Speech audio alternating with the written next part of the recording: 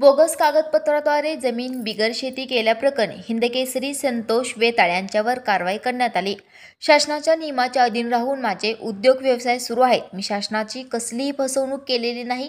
माझी प्रगती अनेकांना खुपत असल्याने काही नतद्रष्ट लोकांनी माझी बदनामी करण्यासाठी षडयंत्र रचले आहे। लवकरच सत्य समोर येईल। माझा न्यायव्यवस्थेवर विश्वास असल्याचे मत हिंदकेसरी संतोष वेताळ यांनी व्यक्त केले। वेताळ यांनी प्रसिद्धीस दिलेल्या पत्रकात म्हटले आहे की कुस्ती क्षेत्रातून निवृत्ती घेतल्यानंतर मी उदरनिर्वाहासाठी स्टोन क्रशर व्यवसाय सुरू केलाय।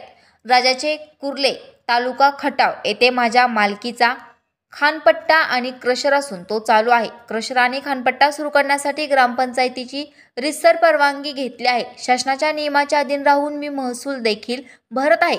पाठीमागे गैरसमजुतीने काही लोकांनी जिल्हाधिकारी सातारा, मुख्य कार्यकारी अधिकारी जिल्हा परिषद सातारा यांच्याकडे याबाबत तक्रार केली होती। त्यावेळी शासनाने तहसीलदार खटाव यांनी सर्व कागदपत्रांची सत्यता पडताळून पाहिली आहे। वस्तुस्थिती सत्य असल्याने शासनाने मला व्यवसाय करण्यासाठी रीतसर परवानगी दिली आहे। उद्योग व्यवसायात मी कुणाची कसलीही फसवणूक केलेली नाही। प्रामाणिकपणे माझे चाललेल्या व्यवसायात आडकाठी आणण्यासाठी काही जण मुद्दाम खोडसाळपणा करीत आहेत।